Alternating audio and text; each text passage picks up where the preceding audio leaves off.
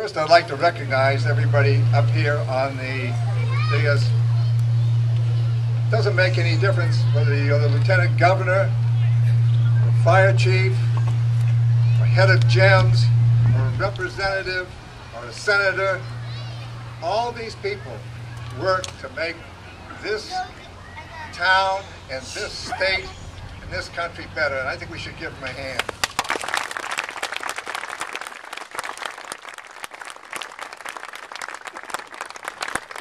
Very honored to be speaking to you this morning. However, there are many veterans of both past and present wars who are much more qualified than I am to speak. Nevertheless, it gives me great pleasure to be with you today and share some of my memories and thoughts as we observe Memorial Day. When I think of Memorial Day, I think of war and I think of sacrifice. My first memory of war as a youngster growing up on the water in Swampscott, Massachusetts, that's about 20 miles north of Boston, involved my 92-year-old great-grandmother. I called her Old Grandma. To me, she was a living history book and gave me my present interest in history. She was my connection with the past. She had lived in Washington, D.C., and as a youngster had met Abraham Lincoln. On July 21st, 1861, the first Battle of Bull Run occurred, which was the first major battle of the Civil War. She went out to Manassas, Virginia with all the other Washingtonians that were around to see the Union forces beat the Rebs. Well, the Rebs beat the Union forces and the Washingtonians had to scurry back into Washington for safety. Old Grandma started to get a little confused. In her eyes, the start of World War II was the start of the Civil War all over again. It was sad for me because this was my living history book. Of course, I remember Sunday, December 7th, 1941. I was listening to the radio in the afternoon when suddenly the program was interrupted to announce that the Japanese had bombed Pearl Harbor. I was 12 years old and I was scared. But I knew that Pearl Harbor was a long way off, so I figured I would be safe in Massachusetts. The next day, Monday, we went to school. There was no messages about Pearl Harbor. The kids all talked about Pearl Harbor, but the office didn't say anything, and so life seemed normal. At noontime, the principal came on the intercom and said that German planes had been seen over Newfoundland and we were to be dismissed immediately from school and go home. Well, it was like, I don't know what. Everybody thought this was the greatest thing that ever happened instead of being scared and afraid. And it sort of reminded me of an early snow dismissal at Eastern Middle School. The kids ran all over town. We lived a few hundred yards from the beach. When I arrived home, I realized that life was going to be different. Our 2-mile-long beach had been strung with barbed wire, 2 machine gun nests had been dug in the sand, and an anti-aircraft gun was in place while armed soldiers patrolled the beach. All this was within 24 hours after the bombing of Pearl Harbor. We had blackouts as well as rationing of everything from food to gasoline. Men joined the Army in droves. That first year was very, very bleak. Pretty soon, gold stars and blue stars started being seen in all the windows of the town.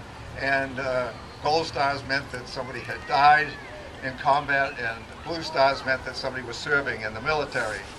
We lived about 4 miles from a naval air station, and at night I could hear the planes dropping depth charges in the ocean, trying to sink enemy submarines.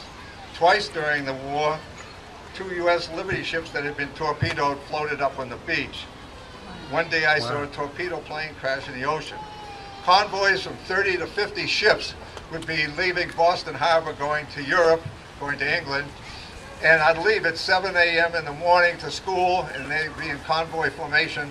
And when I came home at 4 in the afternoon, they were still pouring out of Boston Harbor in convoy formation.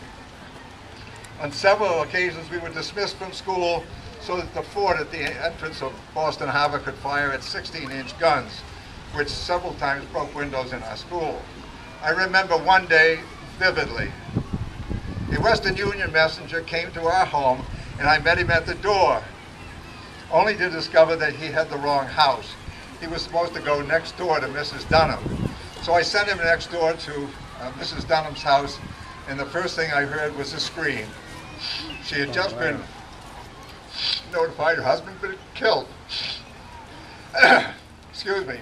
World War II ended, and 5 years later, America became involved in another war. This time it was called the Korean conflict. This was the era in which I served in the military. My college class was decimated, and my college roommate was killed. From my perspective today, it seems that the United States has almost continually been involved in some sort of armed conflict, whether it is called a police action, a peacekeeping mission, or a war since World War II.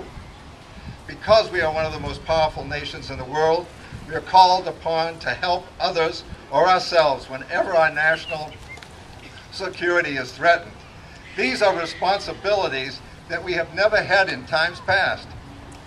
Our way of life and our form of government need to be defended by our citizens. And so we continue to ask our young men and women to serve in the military. After spending 48 years in education, 8 of those years as a teacher and assistant principal at the high school, and 33 years as principal of Eastern, I've seen many young men and women go into the military. I am sure I have known between 25 or 30 young people who have gone to our military academies. Some names that are going to be read today have died serving their country. One of those boys, one of those young men, was a student of mine at Greenwich High School. His name was Ashton Prindle. Some of you people here today knew Ashton. He was handsome, intelligent, a terrific athlete, and full of life. I seriously mean it. He could have been President of the United States. He left Greenwich High School, joined the Army. Later, he sent a letter to First Selectman Lowell Weicker asking for an American flag from Greenwich, which he could use to lead his company and platoon. As I understand it, he was killed before he got the flag. His parents asked me to sit with them at his funeral. So many of us today have known service personnel who have given their lives for their country. Nothing can bring them back. There is no way of telling how the world might have been different had they lived. By giving their lives, they enable us to continue to enjoy the freedoms we have today. In conclusion, I would like to express my gratitude to all those men and women who have served this country, and to those who are serving in harm's way today. God bless them all. Thank you.